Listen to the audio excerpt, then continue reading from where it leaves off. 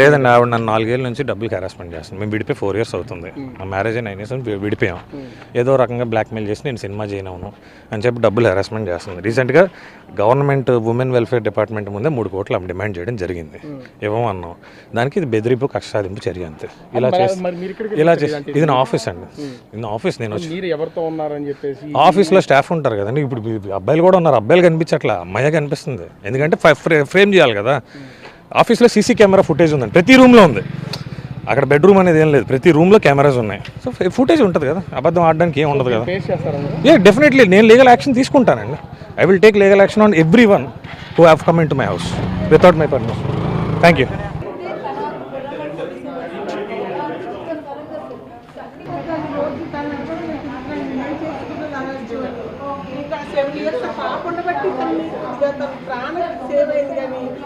లేకపోతే వాడు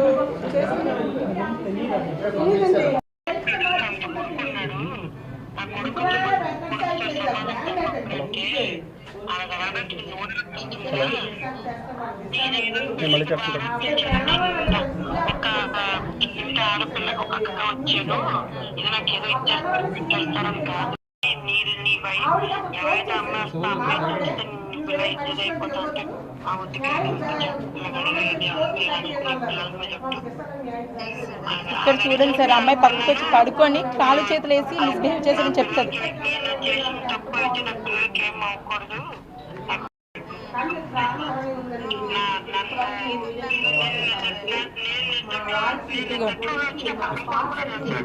నక్షత్రం మీరు డబ్బుల కోసమే ఇదంతా చేస్తున్నారు, తనని వీధులు పెడుతున్నారు అని అంటున్నాడు మా ఆయన.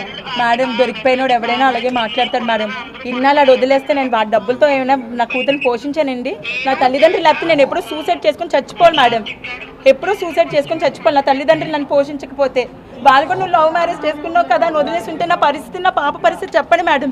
వాడు ఇచ్చే డబ్బుల కోసం అంటే వాడితే ఏం ఇమ్మనండి మేడం. నన్ను కోట్లు అడుగుతారు కదా, కంపెన్సేషన్ అడుగుతారు కదా సార్, మెయింటెనెన్స్ అడుగుతారు కదా. డీవీసీలో అడిగారు కంపెన్సేషన్ ఎంత కావాలో చెప్పండి అమ్మా అని. ఎవరు తీసుకోలేదు మేడం కంపెన్సేషన్. అడిగినంత మాత్రం ఇచ్చేసాడా మేడం? ఇప్పుడు నేను డబ్బుల కోసం అడిగాను. నేను సినిమాలు ఆపేయమంటే సినిమా ఎలా తీసాడు మేడం? నాతో కలిసినప్పుడే బ్యాక్ డోర్ అయ్యింది. నేను ఆ సెట్స్కి వెళ్ళిన పిక్చర్స్ కూడా ఉన్నాయి, మీకు కావాలంటే చూపిస్తాను. బ్యాక్ డోర్ మూవీలోని తన సెట్స్కి నేను వెళ్ళాను. నేను వద్దంటే సినిమా ఎలా తీస్తాడు? 3 years అవుతుంది సార్, 3 years అవుతుంది. బ్యాక్ డోర్ ఏంటి? బ్యాక్ డోర్ పూర్ణతో తీసాడు బ్యాక్ డోర్.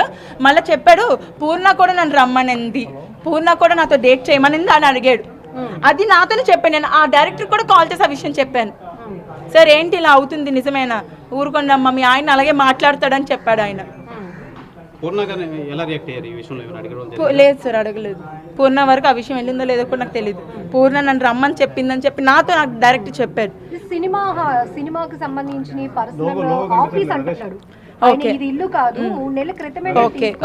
ఓకే మేడం, ఇది ఆఫీస్ అయితే మరి అపార్ట్మెంట్ అందరికి వైఫ్ అని ఎందుకు చెప్తున్నాడు? వాళ్ళందరూ సాక్ష్యం చెప్తున్నారు కదా, వైఫ్ అని చెప్పాడు. గృహప్రవేశం ఇద్దరు కలిసి పూజలు చేశారని. అది ఎలా చేశారు మరి? వైఫ్తో అలా చేయొచ్చు కదా, వైఫ్ కానప్పుడు అలా చేయకూడదు కదా. ఇప్పుడు అమ్మాయి సారా బయటకు వచ్చి మాట్లాడుతూ, సారా కాదు సార్, అమ్మాయి పేరు వంశీ ధర్మజ్ఞ. వంశీ ధర్మజ్ఞ అమ్మాయిది గోదావరి, రాజమండ్రి ధవళేశ్వరం బ్రిడ్జి దగ్గర.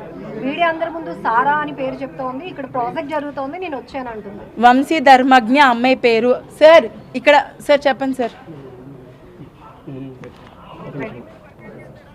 వైఫ్ అనే పరిచయం చేశాడు. మీడియా వచ్చినప్పుడు వాళ్ళిద్దరు రెడ్ హ్యాండెడ్ గా దొరికిపోయినప్పుడు షీఈ్ మై వైఫ్ అని మొత్తం మీడియాకి విజువల్స్ ఇచ్చారు సార్ అబ్బాయి.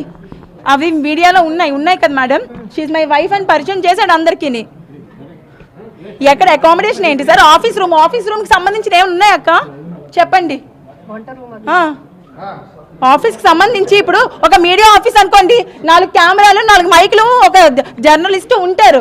మరి అది ఏ ఆఫీస్ అని ఉన్నదండి? ప్రాస్టిట్యూషన్ ఆఫీస్ అది. చెప్పండి సార్. మరి వైఫ్ అని ఎలా చెప్తారు సార్? వైఫ్ అని ఎలా చెప్పారు? అపార్ట్మెంట్ మొత్తానికి వైఫ్ అని ఎలా చెప్పారు? అదొక్కటి ప్రూవ్ చేయమనండి.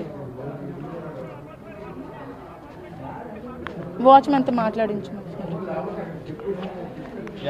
తన భర్త వేరే మహిళతో ఉండడాన్ని బహిరంగంగా పట్టుకున్నటువంటి ఆ నక్షత్ర ప్రస్తుతం మనతో ఉన్నారు. ఇప్పుడు మిస్ వైజాగ్గా చేసినటువంటి పొజిషన్ అయితే ఉంది. ముఖ్యంగా చూస్తే ఈ త్రిపురాన వెంకట సాయి తేజ అంటే మిమ్మల్ని ఎన్ని సంవత్సరాలు మోసం చేస్తున్నాడనా, ఎందుకు ఇక్కడికి మీరు రావాల్సి వచ్చింది, ఇది మీ ఇల్లు కదా ఏంటి అసలు? సార్ ఇది మా హౌస్ కాదు సార్. తనతో నాకు 2015లో మ్యారేజ్ అయింది సార్. నాకు పాప కూడా ఉంది సార్.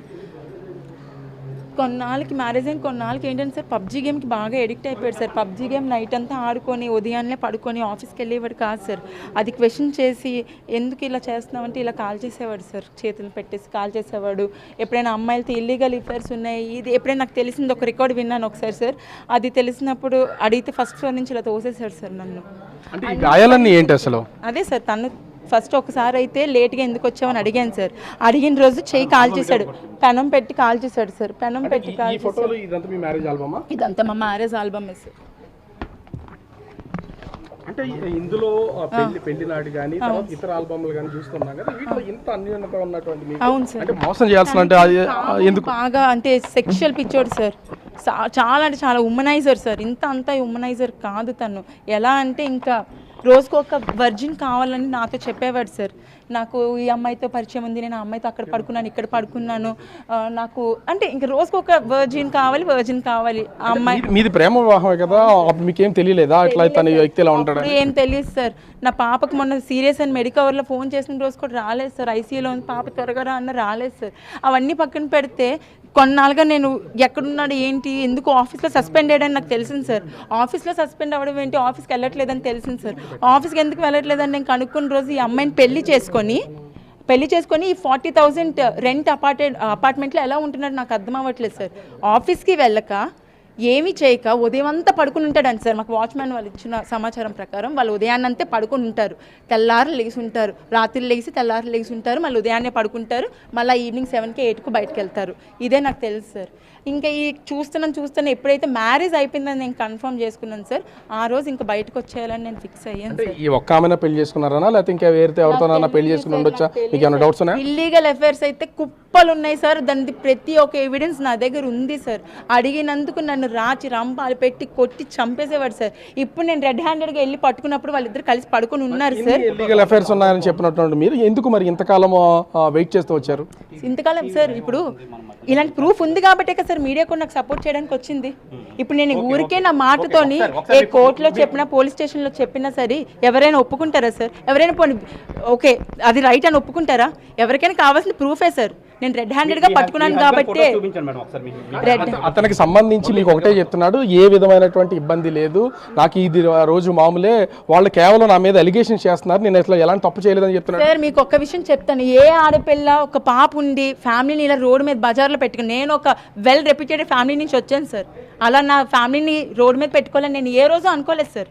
ఎందుకు సార్ నేను అనుకుంటాను, నాకు పరువు ఉంటుంది కదా సార్. అంటే ఆస్తులు కట్న కానుకలు ఇవి ఇచ్చి తర్వాత ఇవి డిమాండ్ చేయడం కానీ మిమ్మల్ని హెరాస్ చేయడానికి ఇది ఏమైనా మేజర్ రీజన్ ఏమైనా ఉందా? ఎవరు సార్?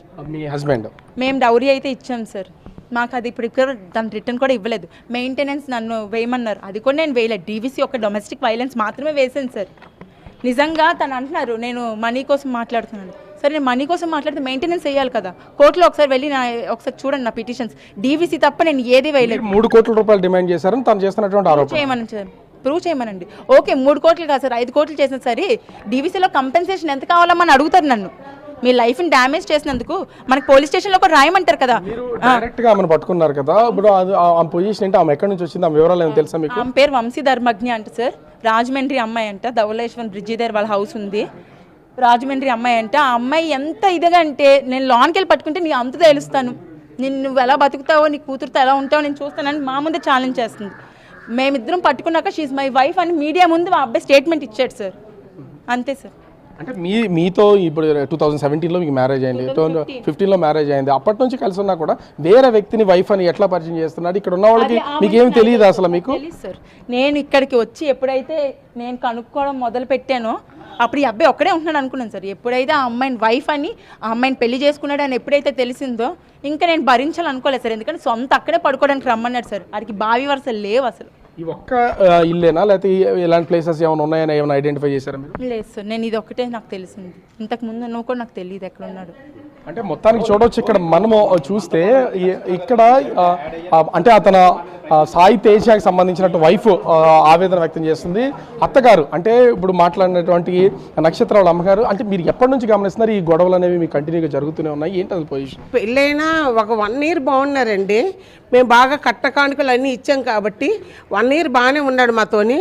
ఇంకా అప్పటి నుంచి ఇంకా డబ్బుల కోసం మీ అమ్మ ఇంటికి వెళ్ళి తిందాము, మనకెందుకు వంటలు చేయడము నోట్లేము, మీ అమ్మ ఇంటికి వెళ్ళి తిందాము, ఎందుకు ఇక్కడ వంటలు చేయడం, మీ అమ్మకి డబ్బులు అడుగు అని పిల్లని నాకు ఫోన్ చేయించడం. ఎంత ఉన్నాయి సరే నా దగ్గర డబ్బులు లేవమ్మా, నా దగ్గర అలా 50,000 అడిగారు అనుకోండి, అమ్మ నా దగ్గర 5,000 ఉన్నాయమ్మంటే అవన్నీ ఇచ్చి అనివ్వడండి. డబ్బుల కోసం చిత్రహింసలు పెట్టి ఇవ్వడండి డబ్బులు తెమ్మని. మీద చాలా గాయాలు కనిపిస్తూ ఉన్నాయి, అక్కడ కాళ్ళు ఇరిగిపోయినటువంటిది, చేతుల మీద వాతలు ఉన్నాయి. అది మీకు ఎప్పుడు ఇబ్బంది అనిపించలేదా? ఆమె ఎప్పుడు చెప్పేది కదా మీకు? మాకు ఆ అమ్మాయి చెప్పలేదు. అంటే నేను మా అమ్మాయికి వ్యతిరేకంగా లవ్ మ్యారేజ్ చేసుకున్నాను కదా, ఇంట్లో వాళ్ళు వద్దంటే ఒప్పించి మళ్ళీ చెప్తే ఏమంటారో మా అమ్మాయిలు బాధపడతారని చెప్పలేదండి మాతోని. ప్రేమ వివాహం తర్వాత మీరు ఏమైనా కట్నం ఇచ్చారు అతను? కట్న కానుకలు కానీ, అంటే సినిమాలోనే నటిస్తున్నాను, నాకు ఇవన్నీ కామనే, కావాలని వీళ్ళు నన్ను డివైడ్ చేయడానికి కోసం చేస్తున్నారు, వీళ్ళు ఈ విధంగా నన్ను ఇబ్బందులకు గురి చేస్తున్నారని మీ మీద ఆరోపణ చేస్తున్నారు. వాళ్ళ ఇంట్లో వాళ్ళు చిన్న ముసలి వాళ్ళు ఉన్నారని సుజాత వాళ్ళకి వెళ్ళి అడగండి, వీడు ఎంత దరిద్రో చెప్తారు. అమ్మ ఇలాంటి మంచి ఫ్యామిలీని వదులుకున్నాడమ్మా అని. మాకు ఆడు సినిమా కానీ 15 లక్షలు ఇచ్చామండి. మొన్న బ్యాక్ డోర్ సినిమా తీసాడు, ఆడు ఆ సినిమా తీసాడు, 20 లక్షలు కట్నం ఇచ్చాం, జాబ్ వేయించుకున్నాము, అపార్ట్మెంట్ ఇచ్చాం, కారు ఇచ్చామండి. 20 లక్షలు కారు ఇస్తే ఆడి పేరుని రాసినందుకు పోలీస్ స్టేషన్లో మా మీద కంప్లైంట్ ఇచ్చి కారు అమ్మేసుకున్నాడండి. ఈ పాప కూడా మీ మనమరాలే కదా, అంటే ఈ పాపని అసలు ఎప్పుడు తీసుకెళ్ళడం కానీ తనతో ఉంచడం కానీ అట్లా ఏం చేయలేదు? అడగండి, పాపకు అడగండి. అసలు తండ్రి ప్రేమ అంటే తెలియదండి. ఎప్పుడు సినిమాలు అలా డైరెక్టర్ని కలాలి, ఈయన్ని కలాలి. పాప బాగాలేదు, ఒకసారి తీసుకెళ్ళు, ముక్కలంటే బ్లడ్ వచ్చేస్తుంది అని ఫోటోలు వీడియోలు పెట్టినాయి. నాకు పని ఉంది, మీరు తీసుకెళ్ళండి, నేను రాను. మీ డాడీ ఎప్పుడన్నా నేను బయటికి తీసుకెళ్ళడం కానీ రావడం కానీ ఎట్లా ఏమైనా చేసేవాడు? అసలు మీ డాడీ దగ్గర నువ్వు ఉండేదానవా? అసలు ఎప్పుడు అసలు ఏమన్నా చెప్పేవాడా మీ డాడీ నీకు? ఏమీ చెప్పలే. అసలు మీ డాడీ మీ దగ్గర ఉండేవాడా? నిన్ను ఏమైనా బయటికి తీసుకెళ్ళడం కానీ, హైదరాబాద్లో కానీ వైజాగ్లో కానీ హాస్పిటల్కి కానీ ఎవరైనా తీసుకెళ్ళి? ఎప్పుడు ఎక్కడికి తీసుకెళ్ళి. నువ్వు మీ మమ్మీ వాళ్ళ దగ్గరే ఉంటున్నావు ఎప్పుడు? చిన్నప్పటి నుంచి మా మమ్మీ వాళ్ళ దగ్గర ఉంటున్నాను. సో ఇక్కడ ఈ అపార్ట్మెంట్కి సంబంధించి వాచ్మెన్ కూడా ఉన్నారు. ఇప్పుడు ఇంత ఇష్యూ జరుగుతుందమ్మా, అసలు ఎప్పటి నుంచి ఉంటున్నాడు ఏంటి? అసలు అతను వచ్చినప్పుడు సహజంగా ఇలాంటి అపార్ట్మెంట్స్లో ఫ్యామిలీస్తో వస్తేనే అపార్ట్మెంట్లు ఇస్తూ ఉంటారు కదా, ఆ వివరాలు ఏమైనా చెప్పాడా మీకు? మాకు అలాంటివి ఏం చెప్పలేదండి. మాకు అలాగా తెలియడానికైనా సరే ఇలాంటి ఇష్యూ ఇప్పటి వరకు జరగలేదు కదా, అందుకనేసి మాకేం తెలియదు. కాకపోతే మిస్సెస్ అని మాత్రం తెలుసు అంతే. ఎవరు అంటే ఇప్పుడు వరకు ఉన్నామే మిస్సెస్ అని మాత్రం చెప్పాడా? రోజు వాళ్ళు వెళ్ళడం రావడం చేస్తున్నారు. ఉదయం ఎప్పుడు నైటు 8 గంటలకి అలా వెళ్తే సగం రాత్రి 12-1 గంట అలా వస్తారు, మళ్ళీ నైటే వెళ్తారు అంతే. మధ్యలో ఇంకెక్కడ. ఎంతకాలం నుంచి ఆమెతో అతను ఇక్కడికి అపార్ట్మెంట్కి వస్తున్నాడమ్మా? అది ఏమైనా గమనించిందా? ఆవిడతోనే ఉన్నారు. ఎంతకాలం అవుతుందమ్మా? 3 నెలలు అవుతుంది. 3 నెలల నుంచి ఆవిడతో ఇక్కడే ఉంటున్నారు. సో వచ్చినప్పుడు కూడా తీసుకొచ్చిన ఆమె ఆయన భర్త అని చెప్పి వాళ్ళిద్దరు భార్య భర్తలు అని చెప్తూ ఉన్నాడా మీకు? భార్య భర్తలుగానే పని మనిషి కావాలని అన్నారు. 3,000కి పని మనిషి సెట్ చేస్తే మా అల్లుడు 3,000 వద్ద 1,500 కానీ సెట్ చేసుకొని పెట్టుకున్నాడు. పని మనిషి కూడా వస్తుందిలేండి. ఆమెకి అడిగాం ఎవరు ఏంటి ఎలాగుంటున్నారంటే అలా ఆవిడ అనేసి సామాన్లు ఏం తెచ్చుకోలేదు, వాళ్ళు మామూలుగా వచ్చారు అనేసి అన్నారు ఆవిడ అంతే. వాళ్ళు వండుకోవడం కానీ చేయడం కానీ ఏం చేసుకోరు. అక్కడ ఏదో రైస్ కుక్కర్ ఉంది, అందులో వండుకోవడం, బయట నుంచి కర్రీస్ తెచ్చుకోవడం. వాళ్ళ బాయ్ ఉన్నాడు కదా, ఆ బాయ్ తెస్తాడు అంతే. అంటే ఒక ఫ్యామిలీగా అలాేమి ఉండడం అంటే జరగలేదు. వచ్చినటువంటి వాళ్ళు ఎవరికి ఇబ్బంది కలిగించడం లేకపోతే అనుమానం రాకుండా అయితే ఇక్కడ మెయింటైన్ చేస్తారు అంతవరకే. అంటే మొత్తానికి చూడొచ్చు సాయి తేజ తన భార్యని అంటే నక్షత్రాన్ని మోసం చేసి ప్రేమించి పెళ్లి చేసుకున్న తర్వాత మోసం చేసి అనేక మందితో సెక్సువల్ అఫైర్స్ పెట్టుకుని ఎంతోమంది ఎఫ్ఐఆర్లు అయితే నడుపుతున్నాడని నక్షత్ర తను ఆరోపణలు చేస్తున్నటువంటిది అయితే ఉంది. ఎన్నోసార్లు కొట్టడం, ఎన్నోసార్లు కాళ్ళు ఎరగొట్టడం,